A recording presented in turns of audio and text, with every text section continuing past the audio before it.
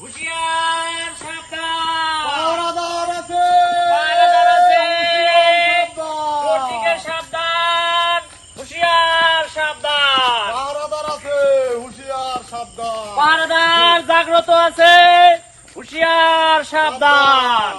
দিন আগে একটা R15 গাড়ি হারাই গেছে। ওর পর থেকে আমাদের সেফটির জন্য আমরা কিছু লোক রাত্রে মানে পোলাপান নিয়ে আমরা এলাকা সেফটির জন্য পর থাকি। যখন পরে আসি কিছু লাইট মিনু মিনু করে জ্বলতেছে, জ্বলার পর আমরা ওদিকে আকাইছি, দেখি লোক দেখি। তো যাওয়ার পরে একজন যে ঘরে ঢুকছিল এ যাইতে পারে না, এরে আমরা ধরে ফেলাই, আরগুলা পলায় চলে যায়। যখন তারে আমরা ধরে ফেলাইছি, তারা জিজ্ঞেস করছি কে কে ছিল, তখন একজন বলছে একজন প্রতিবন্ধী, হে এই সব ডাটাগুলা সে দেয়, তার ঘরে বসে সব চুরির এই অর্গানাইজটা তার ঘরে বসে হয়। সে আমাদের সন্দেহের তালিকার বাইরে, তারা শুনে আমরা আসলে সবাই সব এলাকার। তারপরে বলছে আর কে ছিল, আর আমরা একজনের নাম জানি, তার নাম জাকির, এই মাদ্রাসার পাশেই বাড়ি।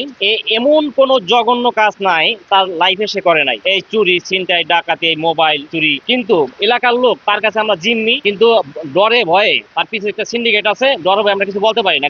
আমরা রাত্রে যদি দেখিও তারে যে আমরা বলবো সকালবেলা প্রমাণ করি, কিন্তু এইটা লোকজন জানার পরে এলাকার লোকজন ক্ষিপ্ত হয়ে, আমাদের এলাকায় আজকে প্রায় 10 বছর যাবত প্রতি মাসে 2টা 3টা করে চুরি হয়, ঠিক আছে। তো সমস্ত এলাকার লোক যখন প্রায় 200-250 লোক জড়ো হয়ে যায়, জড়ো হয়ে যাওয়ার পরে কোনো এক সোর্সে খবর পায় যে আর একজনে তার আশ্রয় দিছে। ওই এলাকার ক্ষিপ্ত জনগণ তার ঘরে যায়, যাই এবং তারে পাইয়া যায়, পাইয়া যাওয়ার পরে তারে বের করে, কারণ অন্য এলাকার যে চোর ধরা পড়ছে এ তো একদিন ধরা পড়ছে, আর এ হলো দৈনিক করে অনেক সাক্ষী প্রমাণ এর বিরুদ্ধে আছে। এলাকার ক্ষিপ্ত জনগণ সহ্য করতে না পাইলে এই সবাই মানে এই রাগের বহিঃপ্রকাশ যেটাকে বলে, অনেক দিনের ক্ষোভ জমা হয়ে থাকলে যেটা হয় আর কি, একটা সময় তার এই ঘটনাটা এই মানে গণহারে গণজোয়ারে যেরকম মানুষে কইরা ফেলাইছে, তার চোখটা উঠে তার চোখের ক্ষতিগ্রস্ত হয়েছে, তারে মারছে, আর একজন যে ছিল তারেও মারা হয়েছে, কিন্তু তার উপরে এলাকার লোক অতৃষ্ণা। এলাকায় চুরি হয়, আর বিগত 10-12 বছর ধরে চুরি হয়। আমরা চোর ধরতে পারি না। কোনো মোবাইল আমার এলাকায় নাই, কোনো ঘরেই নাই, ওলাপানে সব নয়ে গেছে। ফিরগা আবার মোবাইল পাঠাইতে আছে, ফিরগা আবার চুরি হইতে আছে।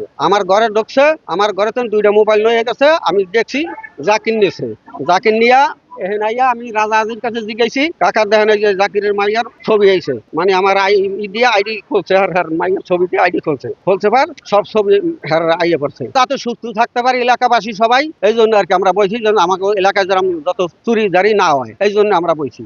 সংখ্যা আছে যাতে আমরা সুস্থ থাকতে পারি, এই জন্য আমরা বলছি এলাকাবাসী সবাই চুরিদারি যাতে না হয়। আমরা বলছি আজকে গ্রাম একতা হয়েছি, চোরে আমাকে বেতাল করে, চোরে যখন আমাকে বেতাল করে আমরা চোরের জন্য বিরত থাকতে চাই, সুস্থ থাকতে চাই। যদি চোর আসে আমরা কেউ ছাড় দেবো না, আর এই চোরের পক্ষ যে নেবে তারও ছাড় দেবো না। বিগত অনেক বছর ধরে চুরি করে, আরো চোর আরো দূরে দূরে গুণে চোর আনগিয়া এই পশ্চিম মাঠের গ্রামে অথবা ঘুনশির গ্রামে যার ঘরে ফাঁক পায় এর ঘরে চুরি করে, স্বর্ণ থাক টাকা থাক।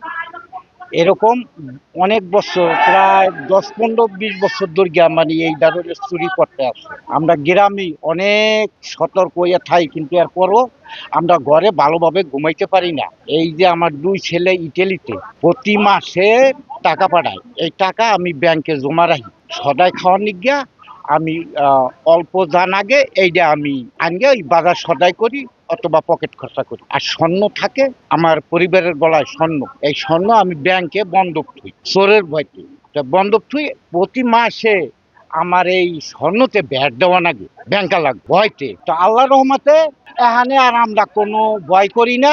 আমরা দরজা খুলগা গত রাইতে আমরা এই যে রাত গেল, এই রাইতে আমরা দুয়ার খুলগা আমরা ঘুমাইছি। কেন আমরা ভয়ের কারণে অনেক কথা বলতে পারি না, মুখ খুলে বলতে পারি না, কিন্তু এখন দেখা গেছে আমরা একটু মুক্ত, পুরাটাই মুক্ত না, কিন্তু তার পিছনে তো অনেক বড় গ্যাং। এখন আমরা মুক্ত না, আমরা কিন্তু ভয়ের ভিতরেই আছি, কারণ এই চোর গ্রুপ ধরা পড়ার পরে বলছে যে বাচ্চাদের এরপর কিডন্যাপ হবে। এখন কে আমরা মুখ খুলবো, কার বাচ্চাটা নিয়ে যাবে? আমার ছোট একটা বাচ্চা আছে, আমি যেরকম টেনশনে থাকি যে আমার বাচ্চারা কখন কোন ক্ষতি করবে। আমার স্বামী পেটের দায়ে কাজে ব্যস্ত থাকে, ছেলে বাইরে থাকে, নিয়ে বলছে তারা যে মুক্তিপণ চাবে। এরকম অনেক ধরনের কর্মের সাথে সে জড়িত, সেমন নতুন কিছু না, তার জন্য সবাই খুব অত্যাচার আছি আমরা। আমাদের দাবি এর কঠিন বিচার হোক। এলাকায় গতকাল চোর ধরা হয়েছে, তো এটা এলাকায় পাহারা বসানো ছিল অনেকদিন যাবতই। আমিও একজন ভুক্তভোগী, আমার একটা গাড়ি চুরি হয়েছে R15। তো এটার জন্য এলাকার যে যুব সমাজ ছিল তারা এটার ব্যাপারে তৎপর ছিল এবং তারা রাতে পাহারা দিছে। পাহারা দেওয়ার পর একজন চোর শনাক্ত করছে এবং ধরা হয়েছে। ধরার পর যেরকম ওই চোরের স্বীকারোক্তিতে আমাদের এলাকার জাকির শেখ নামে যে পরিচিত, তো তার দ্বারা এলাকায় যেরকম সব মানুষ অতিষ্ঠ ছিল, ঠিক আছে, তো তার ব্যাপারে যেরকম কোনো প্রমাণ পায় না, সবাই বলে সে চোর, আর সবাই বলছে যে সে চুরি করে, কিন্তু তার 9 জন পোলাপান, একটা ফ্যামিলি চালাইতে গেলে অনেক একটা খরচ আসে, কিন্তু সে কোনো কাজ করে না, প্রাথমিক কোনো কাজ না, সে হইছে লেস ফিতা বেচে এবং জায়গার জায়গার থেকে আপনার হইছে হইলো রোড গার্ড চিনে এবং বাহির থেকে লোক ঢুকাইয়া চুরি করা হয়। বিভিন্ন জায়গায় আইন শৃঙ্খলা পরিস্থিতি আসলে কিছুটা হচ্ছে ভালনারেবল। তো আমরা এই চুরি এবং ছিনতাই প্রতিরোধে মহাসড়ক কেন্দ্রিক টহল বাড়িয়েছি এবং এলাকা কেন্দ্রিকও আমাদের যে যারা বিভিন্নভাবে পেট্রোলিং করছে, টহল দিচ্ছে গ্রামের মধ্যে, তাদের সাথেও সম্পর্ক বিল্ড আপ করছি এবং আমাদের যে টহল টিম রয়েছে তারা নিয়মিত এই পেট্রোলিংটা করছে। অপরাধীর ব্যাপারে আমাদের জিরো টলারেন্সি এবং যেই অপরাধী হোক না কেন আমরা তাদেরকে আইনের আওতায় নিয়ে আসি।